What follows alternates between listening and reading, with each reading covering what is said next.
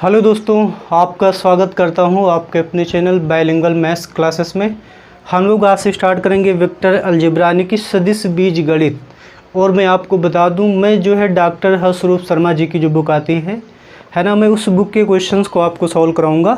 और इस बुक की खास बात यह है कि आपकी सारी की सारी एनसीईआरटी के क्वेश्चन तो इसमें दिए भी गए हैं और भी बहुत सारे स्टार लेवल के क्वेश्चन दिए गए हैं। तो इसलिए मैंने सोचा कि मैं इस बुक को सॉल्व कराऊं ताकि आपकी एनसीईआरटी तो कंप्लीट हो ही जाए, उसके साथ साथ एक्स्ट्रा क्वेश्चन भी जो है सॉल्व हो कर पाएँ आप। ठीक है, तो चलिए फिर स्टार्ट करते हैं, टाइम नहीं वेस्ट करते हैं। और आज का जो हमारा जो पहला टॉपिक है वो है भौतिक राशियाँ। बट उससे पहले मैं एक चीज़ और बता देता हूँ, ये जो डॉक्टर हर्षरूप शर्मा जी की जो बुक है उसमें चैप्टर नंबर 11 है, ठीक है ना। और इसमें जो है इसका जो नेम दे रखा है वो है सदिश बीजगणित तथा त्रिविमीय ज्यामिति। कहने का मतलब इसमें दो चैप्टर कंबाइन करके दे दिए गए हैं, ठीक है। बट इसमें दो चैप्टर, तो हम लोग सबसे पहले पढ़ेंगे सदिश बीजगणित क्या होती है, यानी कि वेक्टर अलजेब्रा में क्या क्या होता है, हमको क्या पढ़ना है वेक्टर अलजेब्रा में। तो देखिए, वेक्टर अलजेब्रा को समझने से पहले हम लोग इसका बेसिक समझेंगे, आखिर इस वेक्टर की स्टार्टिंग कहाँ से हुई है ना। तो सबसे पहले हमारा जो टॉपिक है वो है भौतिक राशियाँ यानी कि फिजिकल क्वांटिटी। तो अगर मैं इस क्वांटिटी शब्द की बात करूँ तो ये जो क्वांटिटी शब्द जो है ना, ये क्वांटस से बना हुआ है। किससे बना हुआ है? क्वांटस से बना हुआ है। और इस क्वांटस का जो मीनिंग होता है वो होता है हाउ मच। क्या होता है? हाउ मच, यानी कि कोई चीज़ कितनी है, ये उसकी क्वांटिटी होती है। जैसे कि हम लोग क्या करते हैं, मान लिया सपोज कर लिया आप चॉकलेट काउंट किए, 5 चॉकलेट आ गए, तो जो 5 है वो क्या है? चॉकलेट की क्वांटिटी है। आप सपोज करिए आप जो है चीनों को काउंट करना चाह रहे हैं, तो आप चीनों को काउंट थोड़ी ना करेंगे, एक एक दानों को गिनने लगेंगे।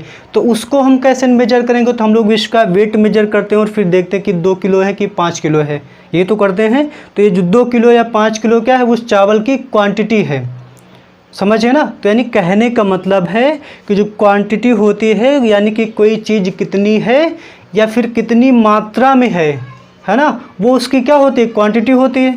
तो मुझे लग रहा है आप क्वांटिटी का मतलब समझ पाए होंगे। बट अब इस क्वांटिटी में एक शब्द और जुड़ गया है, फिजिकल, यानी कि भौतिक। आखिर फिजिकल क्वांटिटी कौन सी होती है? तो देखिए, वे क्वांटिटी जिनको हम फिजिकल दायरे में रहकर या फिर कुछ नियमों के तहत मैं उनको बता सकूं या फिर एक्सप्लेन कर सकूं, वे जो राशियां होती हैं वे होती हैं भौतिक राशियां। तो अगर मैं नॉर्मली बात करूँ तो हम लोग जो भी क्वांटिटी की बात करते हैं, जैसे मान लेते हैं मैं किसी का वेट मेजर करना है, या फिर मुझे कोई लेंथ नापनी है, या फिर मुझे चॉकलेट्स काउंट करनी है, ये सारी की सारी राशियाँ जो है भौतिक राशियाँ ही होती हैं। मतलब बेसिकली हम अगर राशियों की बात करते हैं तो सारी की सारी राशियाँ भौतिक राशियाँ ही होती हैं। तो फिर आप सोचेंगे ऐसी कौन सी राशियाँ जो भौतिक नहीं होती। अब जैसे सपोज कर दें, जैसे अगर हम किसी को बताना चाहें कि मैं अपने मम्मी पापा से बहुत प्यार करता हूँ, तो आप क्या बता सकते हैं कि मैं बहुत, आखिर वो कितना है? आपके घर में भाई बहन भी आपके प्यार करते होंगे, आप ऐसा तो कहते नहीं कि भाई देख तेरा 2 किलो है और मेरा 2 किलो, ऐसा तो नहीं कह सकते ना। यानी इस चीज़ को जो है हम कुछ फिजिकल दायरे में रह के किसी को बता नहीं पा रहे हैं कि आखिर हम अपने पेरेंट्स से कितना प्यार करते हैं, समझे ना। तो ये क्वांटिटी फिजिकल क्वांटिटी नहीं हुई। जैसे एक एग्जांपल मैं अगर और देना चाहूँ, जैसे मुझे बहुत गुस्सा आ रहा है। अब कितना गुस्सा आ रहा है ऐसा थोड़ी ना कह देंगे कि मुझे 2 मीटर गुस्सा आ रहा है, फिर 2 किलो गुस्सा आ रहा है, ऐसा तो नहीं कह सकते ना। तो इन क्वांटिटी को जो है देखिए, सुनने में लग रहा है कि बहुत, बट वो बहुत मुझे मैं ना बता पा रहा हूँ, ना उसके कुछ रूल हैं, है ना। तो ऐसी जो क्वांटिटी होती हैं वो फिजिकल क्वांटिटी नहीं होती हैं।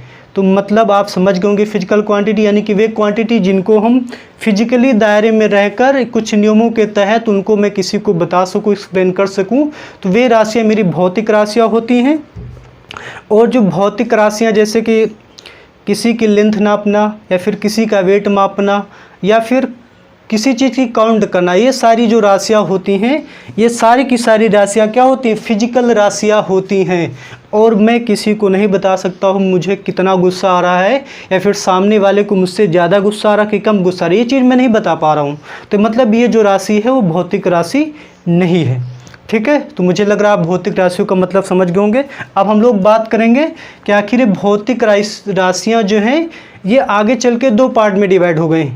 अब हम लोगों को क्या बात करनी है कि ये जो भौतिक राशियाँ थी ये आगे चल के 2 पार्ट में डिवाइड हो गई। आखिर वो 2 पार्ट कौन से थे? तो जो भौतिक राशियाँ हैं वो 2 प्रकार से डिवाइड हो गई। पहली जो है वो है अदिश राशियाँ, अदिश राशियाँ, और जो दूसरे प्रकार की जो राशियाँ होती हैं वो होती हैं सदिश राशियाँ। ठीक है, कौन सी राशियाँ होती हैं? सदिश राशियाँ। तो राशियाँ दो प्रकार की हुई, पहली अदिश राशियाँ, दूसरी होती सदिश राशियाँ। अगर मैं इनको इंग्लिश में बोलूँ तो इसको बोलते हैं स्केलर क्वांटिटीज़। ठीक है, और इनको बोलते हैं वेक्टर क्वांटिटीज़। कौन से बोलते हैं? वेक्टर क्वांटिटी, यानी कि सदिश राशियाँ। अब देखिए, इसको समझने के लिए हम लोग थोड़ा सा एक प्रैक्टिकली एग्जाम्पल करके देखते हैं। ठीक है ना, आप सपोज करिए कि एक बंदा यहाँ पर है पॉइंट ए पर, ठीक, और उस बंदे को यहाँ पर जाना है।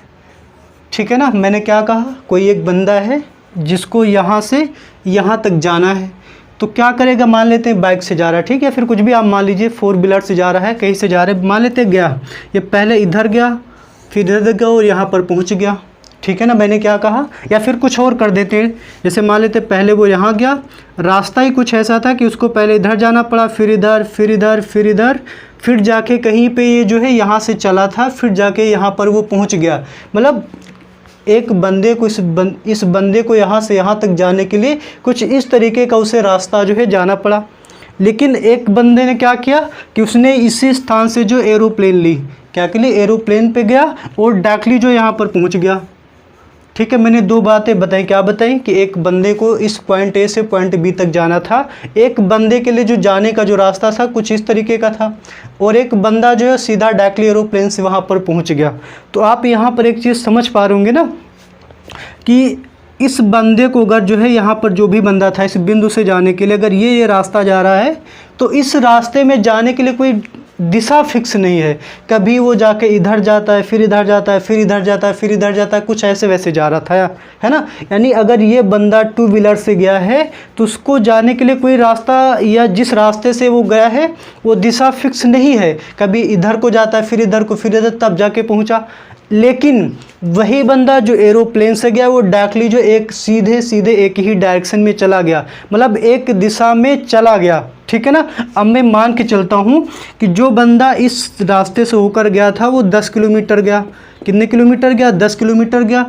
और इस रास्ते से जो बंदा गया वो 5 किलोमीटर गया। ठीक, मैं जस्ट केवल एग्जाम्पल के लिए समझा रहा हूँ। अब देखिए इसमें जो आप देखें, जो बंदा इधर से गया है उसमें कोई डायरेक्शन नहीं है, और जो बंदा डायरेक्टली यहाँ से यहाँ पहुँच गया सीधी की सीधी एक डायरेक्शन में वो गया है। तो यानी यहाँ पर दो प्रकार की आपको क्वांटिटी देखने को मिल रही।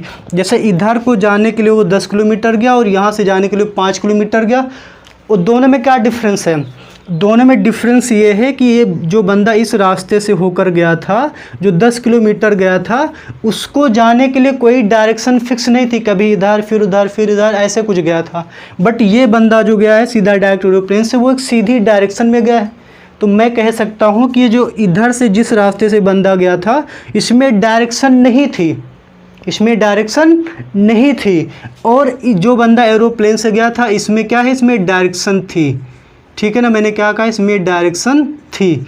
तो फाइनली हम लोग यहाँ पर देख पा रहे हैं कि अगर क्वांटिटी की अगर मैं बात करूँ, जो फिजिकल क्वांटिटी जो होती हैं वो दो प्रकार की होती हैं। एक इस तरीके की क्वांटिटी होती है जिसमें सिर्फ वैल्यू होती है, जैसे आप देख सकते हैं 10 किलोमीटर एक वैल्यू है। क्या है? वैल्यू यानी मान है। और एक इस प्रकार की राशियाँ होंगी जिसमें 5 किलोमीटर यानी वैल्यू तो होगी, साथ में क्या होगा? उसके साथ डायरेक्शन भी दी जाएगी। मतलब एक बंदा एक तो 5 किलोमीटर गया और डायरेक्शन भी दी जाएगी कि इधर से इधर को गया। बात समझ में आ रही ना? तो कहने का मतलब है कि जो राशियां थी मेरी दो प्रकार से डिवाइड हो गई, और जिन राशियों में केवल और केवल मुझे एक वैल्यू दे दी जाए वे राशियां जो हैं अदिश राशियां कहलाती हैं। अब देखिए वैल्यू का मतलब मान जो होता है, इसके एक नाम है कुछ अच्छे क्वालिटी का, और वो नाम है परिमाण। क्या है? परिमाण। मैंने क्या कहा? परिमाण। तो यानी कि वे राशियां जिसमें केवल और केवल परिमाण होता है उन राशियों को हम लोग क्या कहते हैं? अदिश राशियां कहते हैं। क्या कहते हैं? अदिश राशियां। यानी कि इन राशियों में केवल और केवल जो है परिमाण होता है, यानी मैग्नीट्यूड होता है। उन राशियों को स्केलर यानी कि अदिश राशियां कहते हैं। और जिन राशियों में आपको वैल्यू तो दी ही जाए, यानी कि आपको परिमाण तो दिया ही जाए, लेकिन साथ में आपको एक डायरेक्शन भी दे दी जाए, यानी कि दिशा भी दे दी जाए, तब वो जो राशि होगी वो राशि क्या कहलाई जाएगी? सदिश राशियाँ कही जाएंगे। तो मुझे लग रहा है कि आप इससे बेटर समझ पाए होंगे कि इन दोनों राशियों में क्या डिफरेंस होता है। अब जैसे थोड़ा सा इसको एक एग्जाम्पल से समझते हैं, आखिर वो कौन सी राशियाँ हैं जो अदिश हैं और वो कौन सी राशियाँ हैं जो सदिश हैं। जैसे मान लेते हैं हम लोग अपना वेट मेजर किए हैं, मैंने अपना वेट देखा 100 किलोग्राम है ना, मेरा वेट क्या है 100 किलोग्राम है। चलो आपको अच्छा नहीं लग रहा, 150 किलोग्राम मान लेते हैं, ठीक है। मेरा वेट क्या है 100 किलोग्राम नहीं है, 150 किलोग्राम है, यानी कि मेरा जो वेट है 150 किलोग्राम। तो आप क्या कहेंगे कि नहीं भैया मेरा जो वेट है इधर को 150 किलोग्राम है, या फिर मैं कहूँगा कि जो मेरा वेट 150 किलोग्राम है इधर को 150 किलोग्राम, या फिर इधर को 150, ऐसा तो कभी नहीं कहते ना। तो यानी कि मेरा वेट सिर्फ और सिर्फ 150 किलोग्राम है। क्या ऐसा होता है कि नहीं भैया नीचे को 150 ग्राम है या ऊपर को 150 ग्राम है, ऐसा तो नहीं कहा जाता ना। तो ये जो 150 ग्राम है जो मेरी क्वांटिटी है, जो मेरे वेट की जो क्वांटिटी है, इसमें केवल एक 150 ग्राम का वैल्यू है, यानी कि परिमाण है, बट कोई डायरेक्शन नहीं है। इसीलिए जो हमारा वेट जो है, यानी कि जो हमने 150 kg मेजर किया है, ये क्या है, ये एक स्केलर क्वांटिटी है। कैसी राशि है, अदिश राशि है। कैसी राशि है, अदिश राशि है। लेकिन अगर हम किसी चीज़ पर फोर्स लगाएं, यानी कि बल लगाएं, जैसे मैं इस मार्कर पे थोड़ा सा मैं फोर्स लगाता हूँ, जैसे मान लिया मैं ऐसे मैं फोर्स लगा रहा हूँ, ठीक है ना, तो ये फोर्स किसी न किसी डायरेक्शन में लगेगा। आप सपोज को मैं इसको धक्का दे रहा हूँ बाइक को, या फिर किसी 4 व्हीलर को ऐसे मैं अगर धक्का दूंगा तो भी किसी न किसी डायरेक्शन में ही तो लगेगा। मतलब मैं कुछ धक्का लगा रहा हूँ, उसकी कुछ वैल्यू होगी, बट किस डायरेक्शन में भी लगा रहा हूँ, भैया मार्कर को मैंने से फेंका तो उस डायरेक्शन में बल लगाना। तो कहने का मतलब जो बल होता है जब हम किसी ऑब्जेक्ट पर फोर्स लगाते हैं तो उसमें ये तो रहता है कि आपने कितने न्यूटन का लगाया है, बट साथ में क्या होता है, डायरेक्शन भी होती है। इसीलिए जो है बल क्या है, एक सदिश राशि है। तो मुझे लग रहा है अब आप इतना तो समझ चुके होंगे कि कौन सी राशि अदिश राशियाँ होती है और कौन सी राशि क्या होती है, सदिश राशियाँ होती हैं। तो इस चीज़ को लेकर काफ़ी ज़्यादा एक्सप्लेनेशन हो गया, मैं फिर से रिपीट कर देता हूँ। वे फिजिकल क्वांटिटी यानी वे भौतिक राशियाँ जिनमें केवल और केवल वैल्यू यानी कि परिमाण होता है, उन राशियों को हम लोग कहते हैं अदिश राशियाँ। और वे राशियाँ जिनमें परिमाण तो होता है यानी वैल्यू तो होती है, साथ में डायरेक्शन भी हो, तो उन राशियों को जो है हम लोग सदिश राशियाँ कहते हैं, ठीक है। मैंने एग्जाम्पल के तौर पे बताया। तो अभी हम बहुत डिफरेंट टाइप की राशियाँ देखेंगे और उन राशियों में चेक करेंगे कौन सी राशियाँ अदिश राशियाँ हैं और कौन सी राशियाँ सदिश राशियाँ। अभी तक का जो भी टॉपिक मैंने आपको पढ़ाया है, ये सब टॉपिक आपने पढ़ा है पिछली की क्लासेस साइंस में, ठीक है ना। अब देखिए ये मैं सब क्यों पढ़ा रहा हूँ, आप लोग तो सोचोगे तो सब हमको पता है, हमने पढ़ भी रखा है ना। बट जो वेक्टर अलजेब्रा है ना, उसका बेसिक यही है, मतलब उसकी जो स्टार्टिंग है वो इन्हीं राशियों से ही उसका बेसिक स्टार्ट हुआ है, इसीलिए मैंने उसको करवा दिया है। अब देखिए जो आपकी जो बुक है डॉक्टर हर्षरूप शर्मा जी की, उसमें 11 चैप्टर है। तो जो 11A जो एक्सरसाइज है उसमें आपको कुछ राशियाँ दी गई हैं 3-4 क्वेश्चंस में, और आपको बताना है कि उसमें कौन सी राशियाँ अदिश हैं और कौन सी राशियाँ सदिश हैं। तो चलिए उन क्वेश्चन को अब हम लोग सॉल्व करेंगे। मैं उससे पहले आपको मैं एक चीज़ और बता दूं, मैं क्वेश्चन को लाइन वाइज नहीं करवाऊंगा कि 1 कराऊं फिर 2 फिर 3 फिर 4 फिर 5 फिर 6, समझे ना। मैं जिस टॉपिक को पढ़ाऊंगा उस टॉपिक पर बेस्ड जितने क्वेश्चन उस एक्सरसाइज में दिए जाएंगे उनको मैं फटाक से करवा दूंगा। अब जैसे मैंने राशियों के बारे में पढ़ा, अब राशियों पर आधारित कुछ प्रश्न उसमें दिए गए, तो अब उन क्वेश्चन को हम लोग सॉल्व करेंगे, कर लेंगे, फिर आगे अगले टॉपिक पर बढ़ जाएंगे, ठीक है ना। और देखते हैं पहली एक्सरसाइज है 11A, और इसका हम लोग क्वेश्चन नंबर 2 पहले करेंगे, ठीक है। फर्स्ट भी मैं कराऊंगा बट पहले मैं 2 कराऊंगा। 2 में कहा है कि निम्नलिखित मापों को अदिश तथा सदिश के रूप में श्रेणीबद्ध कीजिए, यानी आपको बताना है कि कौन सी मापें सदिश हैं कौन सी मापें अदिश है। जैसे 2 का फर्स्ट है 30 मीटर पर सेकेंड स्क्वायर, ठीक है ना। और इन क्वेश्चंस को मैं आपको स्क्रीन पर दिखा भी दूंगा, ठीक है ना। ये जो 30 मीटर पर सेकेंड स्क्वायर है ये कैसी राशि है, ये सदिश राशि है कि अदिश राशि है। तो अगर आप इसको ध्यान देंगे, आपने पढ़ा भी है कि मीटर पर सेकेंड स्क्वायर जो होता है वो त्वरण होता है, एक्सीलरेशन होता है, जो कि क्या होती है, एक सदिश राशि होती है। यानी ये कैसी राशि होगी, ये जो माप है वो कैसी है, सदिश है। सदिश क्यों है, क्योंकि इसमें 30 मीटर वैल्यू है प्लस एक डायरेक्शन है, एक दिशा में होती है, इसीलिए ये क्या है, सदिश राशि है। और दूसरा है 45 डिग्री, 45 डिग्री 45 डिग्री। भाई जो एंगल होता है, कभी आपने सुना कि एंगल इधर होता है, जो 30 डिग्री एंगल नीचे 30 डिग्री एंगल ऊपर, ऐसा तो कोई नहीं बताता ना, सिंपली बता देते 45 डिग्री। तो ये राशि में कोई डायरेक्शन नहीं होती है, इसीलिए 45 डिग्री जो है एक अदिश राशि है। कैसी है? ये जो वैल्यू है, जो माप है, कैसी है? अदिश है। Third number 20 kilowatt. 20 किलोवाट, तो देखिए किलोवाट आपने पढ़ा होगा, ये भी एक अदिश राशि है। ठीक है ना, आपने साइंस पढ़ी है तो ये सारी चीज़ें आपको पहले से ही पता है, जस्ट मैं रिवाइज करवा रहा हूँ। 50 किलोग्राम वेट है। देखिए अभी भी मैंने आपको बताया, आपने कभी नहीं सुना होगा कि जो है मेरा 50 किलोग्राम बाएँ हैं या 50 किलोग्राम दाएँ हैं, ऐसा तो नहीं सुना ना। तो ये भी एक अदिश राशि है, क्योंकि इसमें कोई डायरेक्शन नहीं होती है। तो 50 किलोग्राम जो माप है वो क्या है? एक अदिश राशि है। अगला है 2 एम्पियर। 2 एम्पियर, देखिए ये सदिश राशि, कैसी है? सदिश राशि है। ठीक है ना। उसके बाद अब हम लोग करेंगे क्वेश्चन नंबर 3। और देखिए क्वेश्चन नंबर 3 में इन्होंने क्या कहा है कि निम्नलिखित को अदिश एवं सदिश राशियों के रूप में श्रेणीबद्ध कीजिए। अब देखिए जो राशियां हैं ना, अब आप अगर साइंस पढ़ चुके हैं, पढ़े ही होंगे, 100% पढ़ा होगा, तो ये जितनी भी राशियां हैं सारी की सारी राशियां जो है आपने पढ़ रखी हैं पहले से। अगर कोई राशि नहीं पढ़ी है तो ये भी आपको जो है फिजिक्स में पढ़ाई जाएगी, और उन राशियों को यहाँ पर मैथ की क्लास में पढ़ाना पॉसिबल नहीं है, क्योंकि मैं मैथ पढ़ाने आऊँ यहाँ पे, मैं आपको राशियाँ नहीं पढ़ाऊँगा। ठीक है, बस ये बेसिक था, मैंने इसलिए बताया। जैसे अगला है इसका जो फर्स्ट है बल आघूर्ण, ये आपको बताना है कि सदिश राशि है कि अदिश राशि है। तो वह जो बल आघूर्ण होता है सदिश राशि होती है। कैसी होती है? सदिश राशि होती है। और सेकंड है त्वरण। तो त्वरण आपको पता है एक दिशा में कार्य करता है, तो ये भी एक सदिश राशि है। ठीक है ना। और थर्ड पॉइंट है विशिष्ट ऊष्मा। विशिष्ट ऊष्मा, ये देखिए अदिश राशि होती है। कैसी राशि होती है? अदिश राशि होती है। तो ये है अदिश। कैसी राशि है? अदिश। उसके बाद है चुंबकीय क्षेत्र। भैया चुंबकीय क्षेत्र भी आप पढ़ेंगे और पढ़ भी रखा है 10th में, अगर नहीं भी पढ़ा है तो फिजिक्स में अभी आपको अच्छे से पढ़ाया जाएगा। तो ये एक सदिश राशि होती है। कैसी राशि होती है?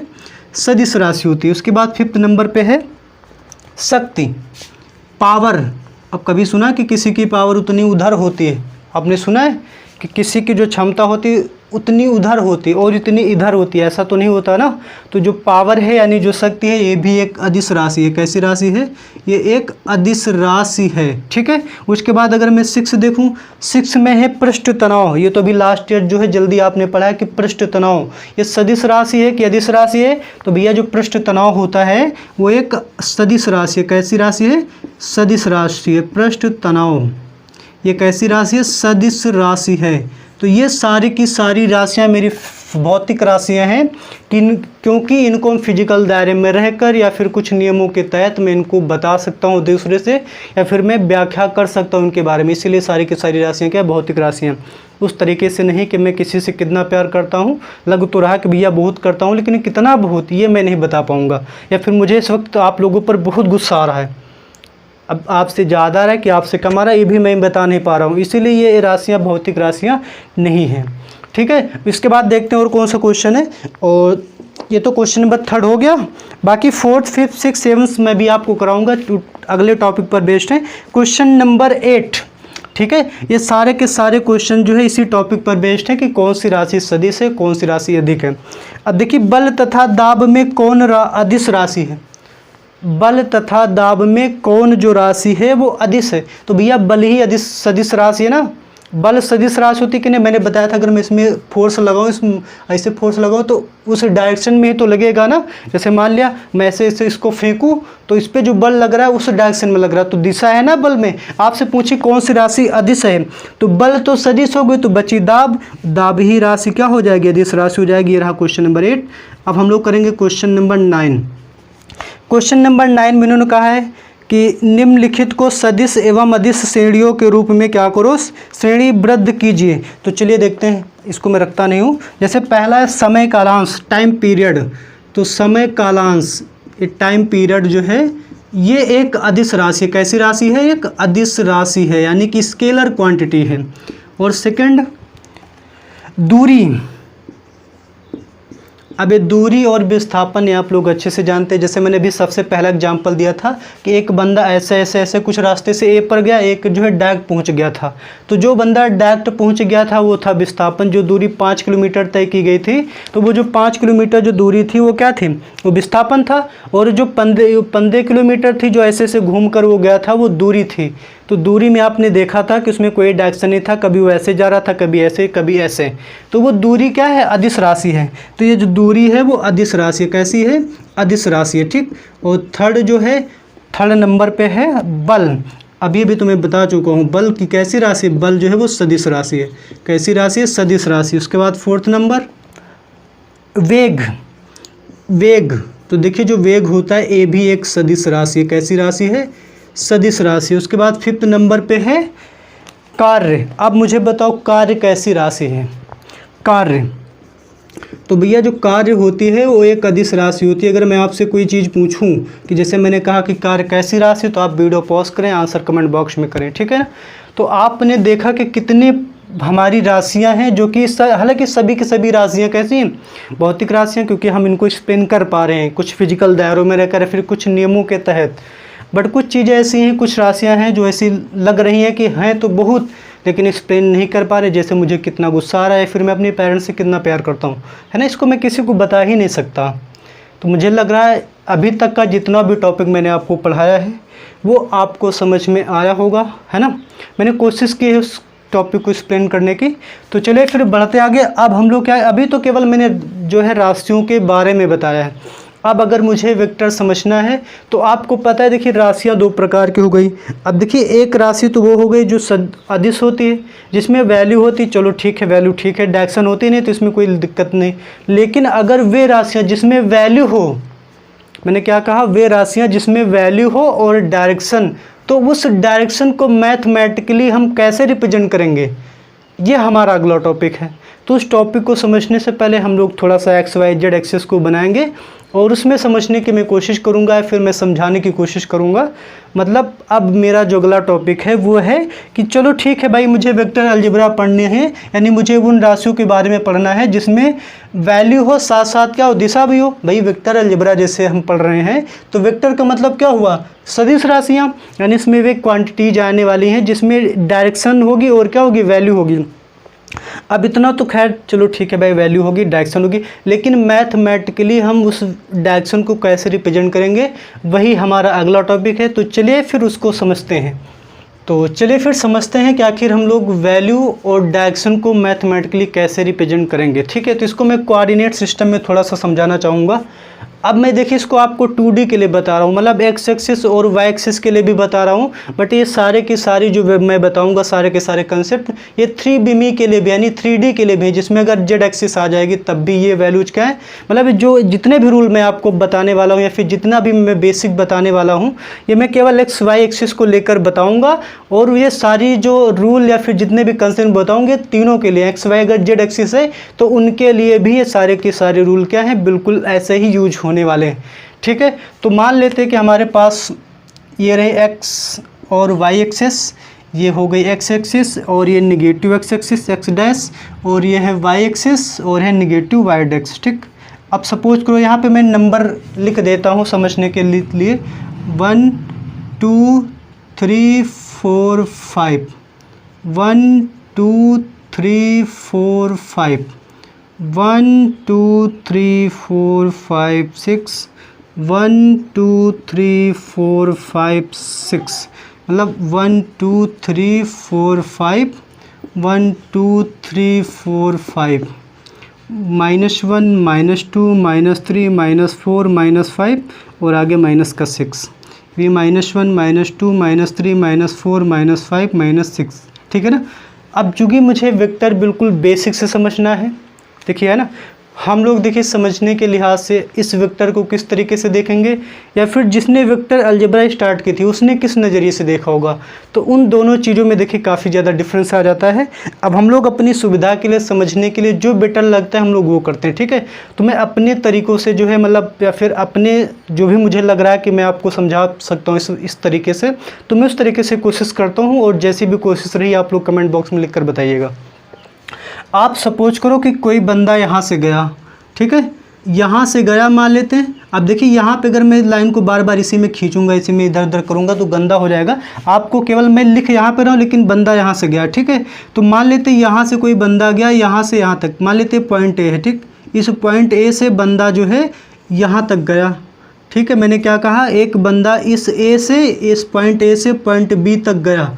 अब ये तो मुझे यहाँ पर मैं क्या कहूँगा, अगर कोई बंदा इस पॉइंट ए से पॉइंट बी तक गया तो मैं यही कहूँगा कि वो बंदा जो है 5 यूनिट चलकर गया। मतलब वैल्यू यहाँ पर कितनी है, 5 यूनिट, यानी परिमाण कितना है, 5 यूनिट। वो बंदा 5 यूनिट चलकर गया। लेकिन अब किधर को गया, तो इसको रिप्रेजेंट करने के लिए अगर हम सोचें तो देखिए जो बंदा ए से किधर को गया, बी की ओर, तो मैं इस तरीके से एरो दिखा दूंगा। मतलब जो बंदा है वो ए से बी तक गया, कितने यूनिट गया है, 5 यूनिट गया है। चलो ठीक है, इसमें हम समझ गए हैं कि भैया जो ये भी यहाँ पे जो भी बंदा था वो है इस ए पॉइंट से जो है बी पॉइंट तक गया है। वो किस डायरेक्शन में गया, एक्स एक्सिस की डायरेक्शन में गया है, ठीक है। इतना मैंने समझ लिया।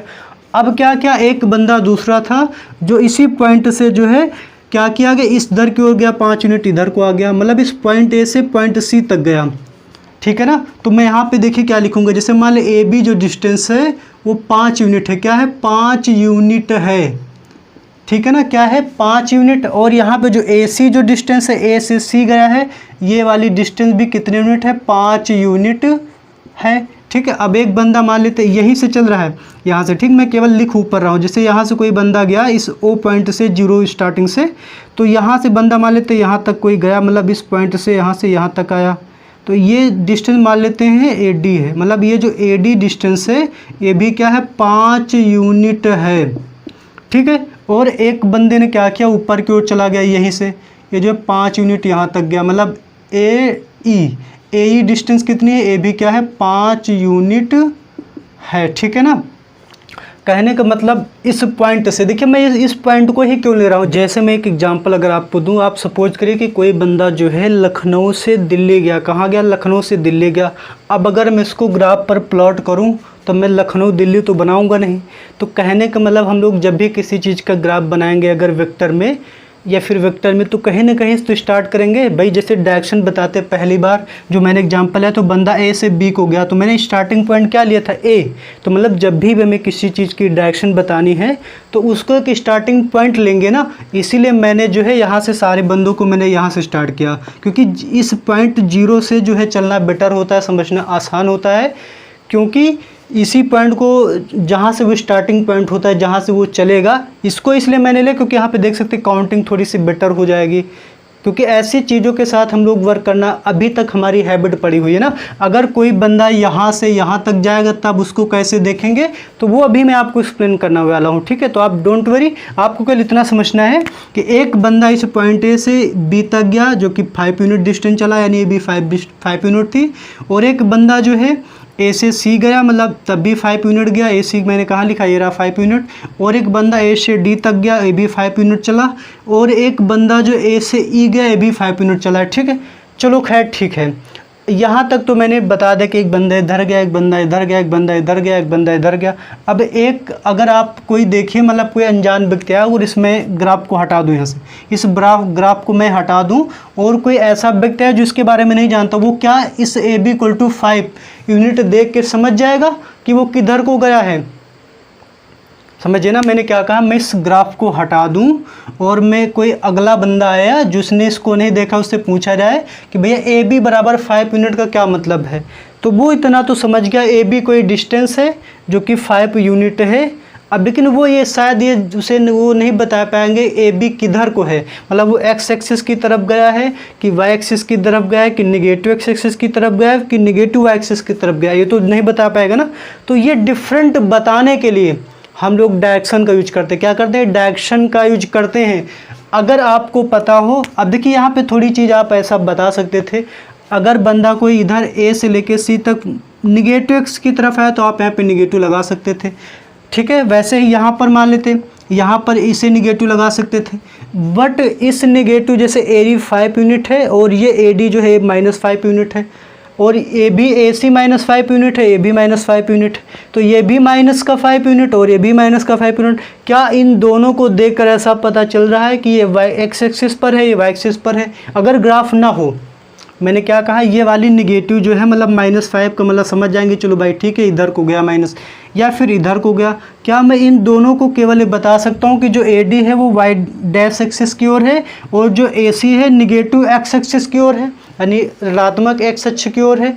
ऐसा तो मैं नहीं बता सकता। तो इस फ़र्क को बताने के लिए, यानी इस डायरेक्शन को बताने के लिए, अभी देखिए आप बने रहिए, अगर कोई बंदा इधर को जाएगा तो मैं उसकी भी बात करूँगा, ठीक, वो मेरा अगला टॉपिक है, केवल आप मेरे साथ बने रहिए।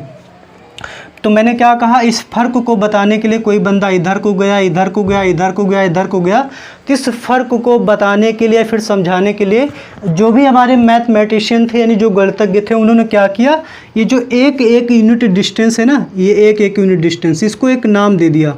इस एक एक डिस्टेंस को कहा आई और उस पर एक सिंबल लगा दिया। क्या किया, हर एक यूनिट को लिखा आई, ऊपर एक सिंबल लगा दी, इसको भी लिखा आई, ऊपर एक सिंबल लगा दिया। मैं ऊपर लिख देता हूँ, इसको लिखा आई, एक सिंबल लगा दे, मतलब कहने का मतलब आई लिख दिया और उस पर उल्टा पहाड़ इस तरीके से रख दिया, या फिर कहें पहाड़ जैसा रख दिया। अब इसको पढ़ते क्या है, इसको पढ़ते हैं आई कैप। क्या पढ़ते हैं, आई कैप। क्या पढ़ते हैं, आई कैप, ठीक है ना, या फिर आई हैट। क्या पढ़ते हैं, हैट। देखिए आपको कैफी पढ़ना है, क्योंकि जो हैट है ये वेस्टर्न कंट्री में पढ़ा जाता है, इसको आई कैप पढ़ते। क्या पढ़ते हैं, आई कैप। या फिर आप इसको आई नहीं पढ़ना चाह रहे हैं तो आई टोपी भी वो पढ़ सकते हैं। क्या पढ़ेंगे, आई टोपी। क्या पढ़ेंगे, आई टोपी। पढ़ना नहीं सब तुमको टपोरी समझे कि मैं मजाक कर रहा था। इसको आई कैप पढ़ेंगे या फिर आई हैट पढ़ेंगे। आप आई कैप ही पढ़िए, है ना, हैट, क्योंकि ज़्यादातर वेस्टर्न कंट्रीज में बोला जाता है इसको। तो उन्होंने क्या किया, जो भी हमारे गणितज्ञ थे, उन्होंने इस एक्स एक्सिस पर इन सारे जो एक एक यूनिट जो पार्ट थे ना, इन एक एक यूनिट पार्ट्स को क्या कर दिया, एक नाम दे दिया। क्या नाम दे दिया, आई कैप। क्या कहा, आई कैप। ये आई कैप है, ये आई कैप है, ये आई कैप है, ये आई कैप, ये आई, आगे भी होगा तो भी आई कैप, आई कैप, आई कैप चलता रहेगा। मतलब हर एक यूनिट को इन्होंने आई कैप कहा।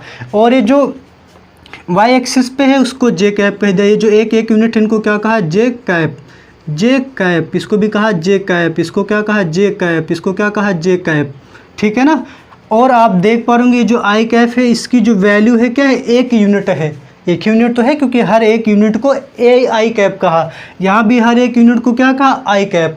अब इससे देखिए मुझे कितना आसान पड़ गया समझना। अब देखिए मैंने देखा कि जो ए बी डिस्टेंस थी वो एक्स एक्सिस की ओर हुई, कितने यूनिट, 5। तो हमने इसको लिखा, ए बी को लिख दिया मैंने 5i। क्या लिख दिया, 5i। तो आने वाला बंदा समझ जाएगा कि 5i मतलब एक्स एक्सिस की ओर गया, मतलब एक्स एक्सिस की ओर गया।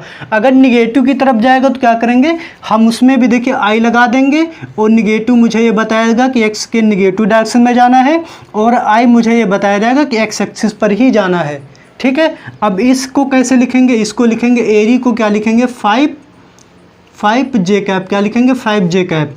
जे कैप मुझे केवल डायरेक्शन बता रहा है। 5 जे कैप मतलब 5 जे के बराबर वो बंदा गया है। 5 से मुझे पता चल रहा है कि वो 5 यूनिट गया है, और जे कैप से मुझे पता चल रहा है कि मतलब वो वाई एक्सिस की तरफ गया है।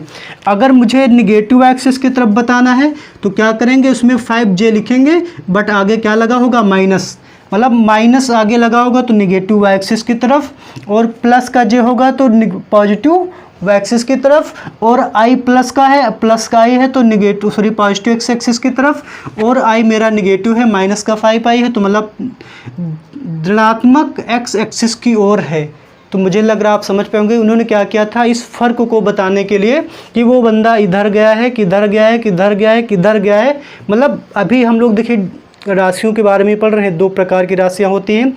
अदिश में तो कोई प्रॉब्लम नहीं, वैल्यू होती भैया इतने किलोग्राम है, बट इसमें क्या आपको दिशा भी बतानी है कि बंदा इधर गया है, किधर गया, किधर गया, किधर गया है।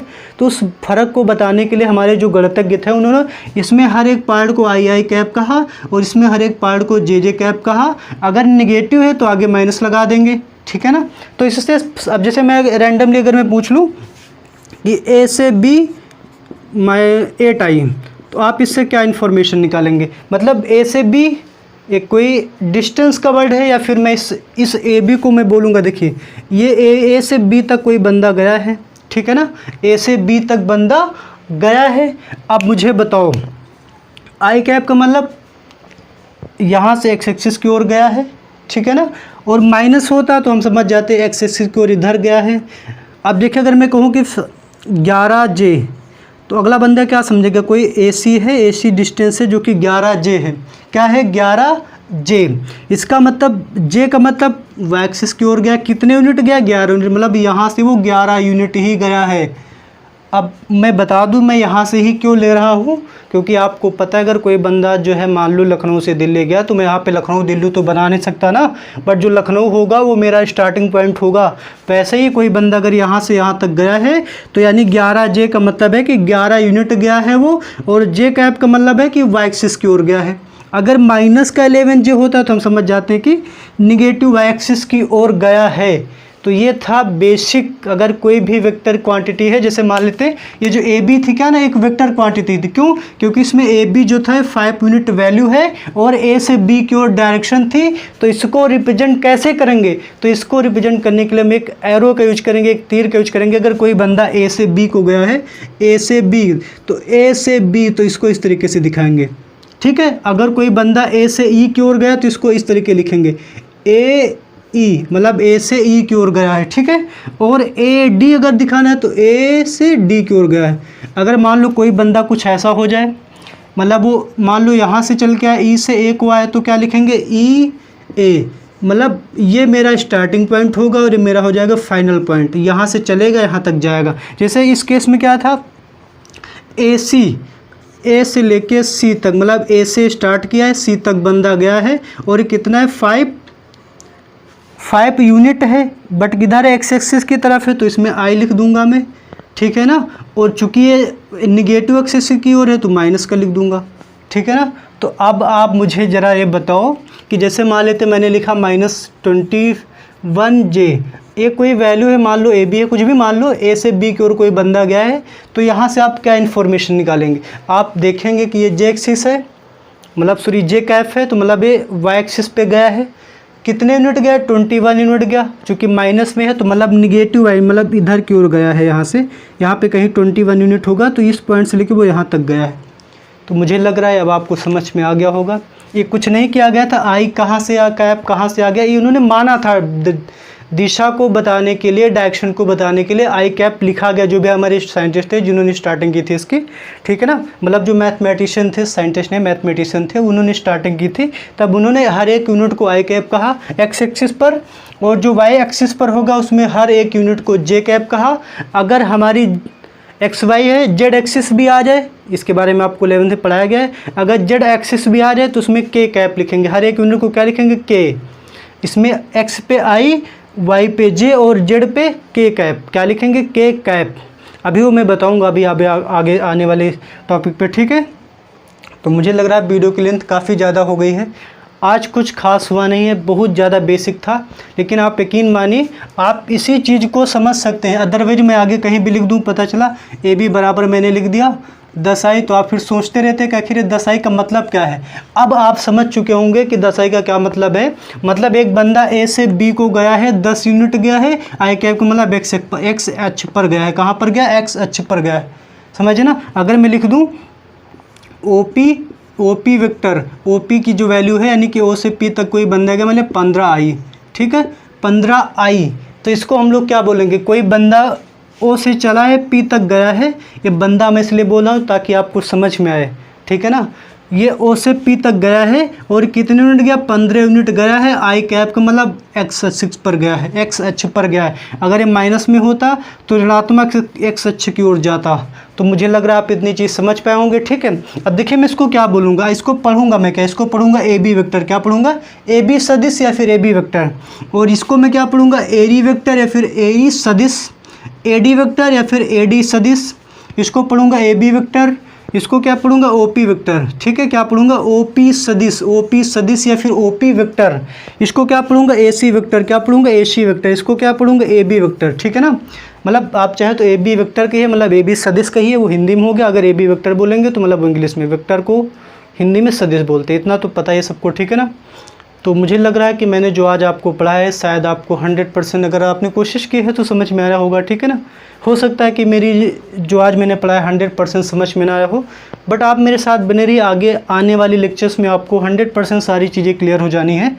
बहुत ज़्यादा बेसिक था, अगर मैं ये चीज़ आपको ना बताता, है ना। और हो सकता है ये चीज़ आपकी बुक में कहीं लिखी मिले भी ना, बट मुझे जो समझाना था, मुझे अपने तरीके से समझाना था, इसलिए मैंने जो इन सब की हेल्प ली समझने के लिए। अगर मैं डायरेक्ट आपको बता देता कि भैया एक्स अक्ष पे तुम 5 जाओगे तो उसको 5 लिख दो, वाई अक्ष पे 10 यूनिट जाओगे तो 10 जे लिख दो, तब शायद आप इतनी चीज़ें अच्छे से ना समझ पाते जितनी मुझे लग रहा है अब आपको समझ में आई होंगी। ठीक है ना।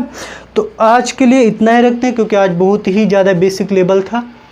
कल हम लोग इसके आगे और समझेंगे और अच्छे से समझने की कोशिश करेंगे कि ये तो क्या ठीक है, अगर कोई बंदा एक्स अक्ष गया, वाई अक्ष का अगर कोई बीच में जाएगा तो उसको किस तरीके से लिखेंगे वो भी मैं आपको बताऊंगा। ठीक है ना। तो उसके लिए आपको देखना होगा मेरा अगला वीडियो, जो कि अगले दिन आने वाला है। अगर वीडियो आपको पसंद आई हो तो आप इसको शेयर करिए अपने फ्रेंड्स जो भी पढ़ रहे हैं, रिलेटिव को। ठीक है ना। क्योंकि मैं आपके लिए इतनी मेहनत कर रहा हूँ, आप एटलीस्ट इतना तो कर ही सकते हैं। चलिए फिर मिलते हैं अगले वीडियो में, और वीडियो देखने के लिए बहुत बहुत धन्यवाद।